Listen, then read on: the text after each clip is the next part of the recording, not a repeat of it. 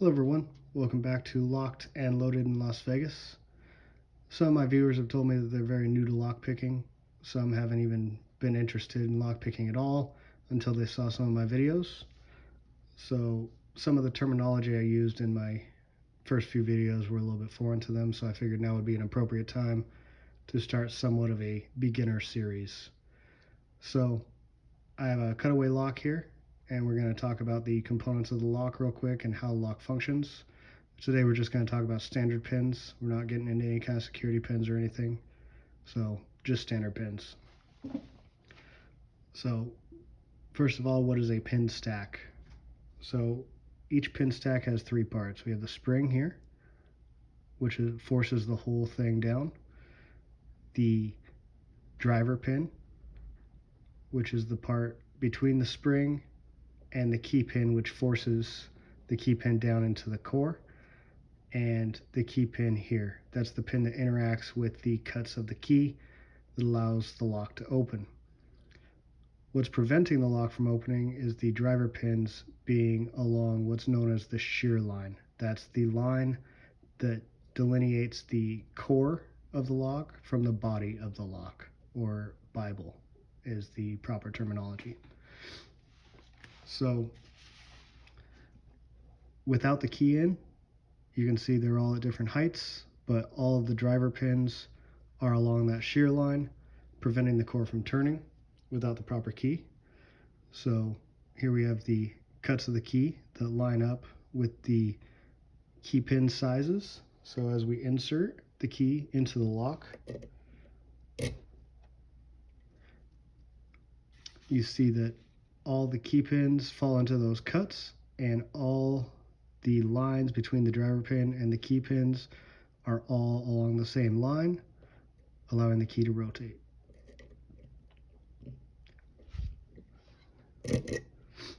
Without it, those pins fall back down and block the key from turning without the appropriate key. So what do we do when we're lock picking? Today we're just going to talk about single pin picking. So we apply a rotational force to the lock as if we're turning the key, and we go in with our pick and we lift each pin stack to find the shear line. Now, which pin stack do we lift first? It's going to be the binding one. What does binding mean? As the lock gets machined, there's microscopic differences just based on the faults of the machinery, that each hole is a little bit wider or narrower than the other one. And same with the pins, they're molded a little bit larger or narrower than the other ones. And it's not intentional, it's just impossible to have perfect machined items all the time. This causes certain pins to reach the wall. If you're turning it this way, the wall would be here. To reach the wall first to get blocked by the core without the key in it. You're going to feel some pressure on the binding pin, indicating there's rubbing along the wall, where the other ones are going to be loose and springy. So no resistance whatsoever. I'm not turning the turning tool at this time. I'm just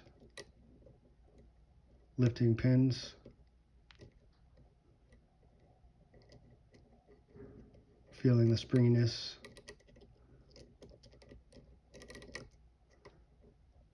Now, when I apply some rotational force, that one's springy, springy, springy, springy. This one has some resistance to it. So I'm going to slowly lift that one until I hear a click.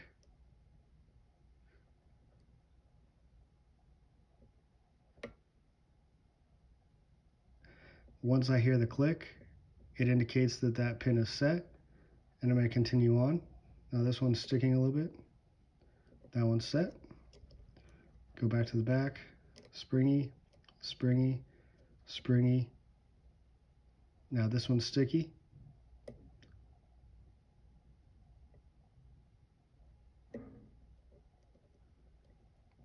Set.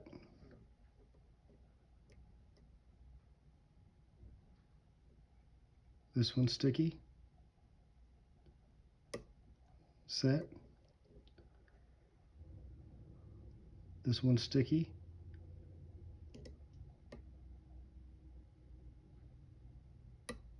Set. This one's sticky.